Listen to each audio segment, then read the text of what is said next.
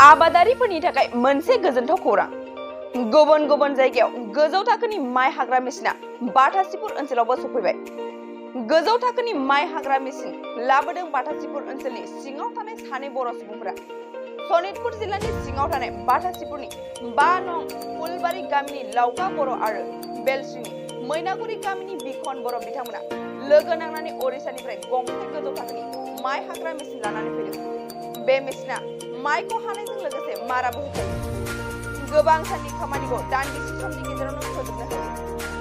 बेनिखायनो सोरबाफोर माइ हाहोनो गोसो दंब्ला सुलाद लानो हागोन। नैबे जानबुं नम्बराव 9101093384 आरो 9362817688 कल खालामनानै नोंथाङा खौरां लानो हागोन। गिबियावनो बड'लेण्ड बुब्लि निउस चेनेलखौ आंनि गोसो गोरबोनिफ्राय बरायना लानाय थाबाय। दा बे मेसिनखौ जोङो हारिनिफ्राय सासे बिगुमानिफ्राय लाबोनाय जादों। बे बिगुमाया जाहैबाय दा फैयाखै, ड्राइभार फैदों आरो बेजों लोगोसे हेल्पार हरदों। दा बे ओनसोलाव जों लाबोनाया दिनैसिम 6 दिन जाबाय। 6 दिननि गेजेराव जोङो दा गोबां जायगायाव माने हानाय जाबाय। दा जोंनि लाबोनाय थांखिया बेनो जे जोंनि जाय न'खरा माने सप्तासेनि हानांगौखौ जों दिनै बा आधा बेला 2 घन्टा 3 घन्टा बेबायदि समावनो जोङो माने बिथांमोननि न'खरनि माइ हानांगौखौ जों फोजोबनो हादों। आरो जाय बिथां न'खरा माइ हाहोदों बिथाङाबो बिराद गोजोननाय मोनदों। आरो ओनसोलनि मानसिफोराबो मेसिनखौ नुनानै खामानिया एसे स्पिड जानाय हिसाबैलाय जोंखौ माने साबायखर बावदों। जाहाथे बे मेसिना बहाय फैनाया माने देग्लाय बोसोराव गिबि खेब। आरो दा जोंथ' ओनसोलाव बेबायदि मेसिनखौ माइ हाग्रा मेसिनखौ नुनो मोनाखै। दा जों बे मेसिनखौ लाबोनायखाय जोंखौ माने रोजा माने साबायखर बावदों। आरो जोङो बे मेसिनखौ माने बुंनाय बायदिसो जायो, जेनेबा गिबि खेब हिसाबै बयबो लुगैदों, हास्थायदों जे आंनियाव हा बेखौ बुंदों। नाथाय मेसिना हास्लाबनो हायाखै, सम बायदियै माने थांनो हायाखै लिंनाय न'खराव। दा बेखौनो खावलायदों आरो जेनेबा जाय बिथांमोना एसे गोथाङै माइया दङब्ला, एम्फौआ जुदि जाथ'वाखैब्ला बिथांमोना साननैसो नेनानै आंनि जानबुं नम्बराव कन्टेक्ट खालामनानै बिथांमोना बे मेसिनखौ लांनानै गावसोरनि न'खरनि जिथु माइ गोमोन बेखौ बिथांमोना हानानै थाबैनो माने फोजोबनानै हागोन आरो आं बेखौ आसा खालामदों। दा आंनि जानबुं नम्बराव कन्टेक्ट खालामबानो जाबाय। आं बेखौनो खावलायदों। आरो मोनसे रायजो राजानिसिम मोनसे खावलायनाय, जोंनि ओनसोलाव दा थाखा फैसा गोनां मानसि गैयि हिसाबैलाय बे मेसिना जोंनि ओनसोलाव गैया।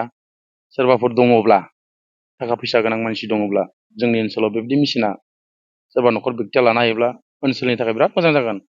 ओनसोलनि खामानि माइ हानाय बा बायदि बिथिङाव मोनसेल' रोखोमाव बाहायजाया बेयो। दा बे मेसिना ओरैबायदि मोनसे फेसिलिटि, जाय माइखौ जोङो हायोब्ला खासिजों हानानै लांग्रि सरनानै न'सिम रोगानानै दुंग्रियाव मारा होनाय, जोङो लेबार लागायोब्ला आरो नैबे मेसिना फैनाय लोगो लोगो खनसेयावनो दुब्लियावनो हानाय, नानाय, रोगानाय बे फेसिलिटिया माने मोननाय जायो। आरो न'सिम बिगुमाया मावालासिनो माने माइ बेगरा गुथिया माने न'सिम सहैनो हायो। ओरैबायदि गोजोननाय माने मोनसे आरो बे मेसिना माने बारा इसेबां खस्थ' खालामनाङा माइ गायग्रा बिगोमा बा माइनि बिगोमाफ्रा आरो। दा बे मेसिना माइजों लोगोसे बेसर बेखौबो मारा होनो हायो। दा मोननै खामानियाव बाहायजायो जोंनि बे ओनसोलाव माने। दा बायदि खेथि खालामोब्लाथ' बहुद माने खेथियावबो बाहायजायो होननाय खोनादों, जों नुवाखै।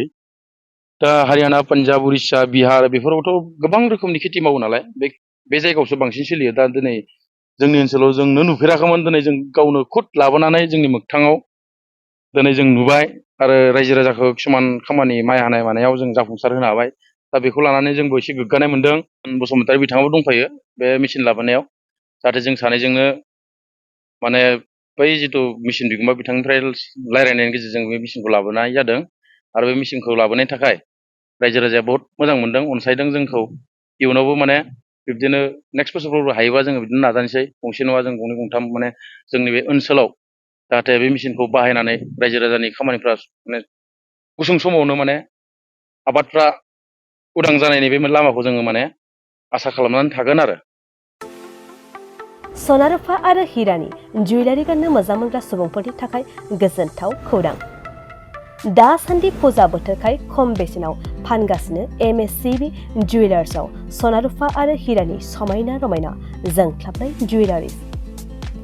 MSCB जुवेलार्सआव मोननो हागोन राजकोट जुवेलारि, कास्टिं जुवेलारि, कलकाता जुवेलारि, मेसिनजों बानायनाय जुवेलारि आरो आखाइजों बानायनाय जुवेलारि। लोगोसेनो हाबा हुखायाव गाननो थाखाय सना आरो हिरानि समायना जुवेलारिसफोरखौबो मोननो हागोन। MSCB जुवेलार्सआनो दं क'क्राझार सहरजों नांजाबनाय क'क्राझार रेल गेटनि साखाथि वार्ड नं 5 बिबेकानन्द पथआव। MSCB जुवेलार्सजों थोंजोङै जगाजग खालामनोबो हागोन 9954273079 जानबुं अनजिमायाव।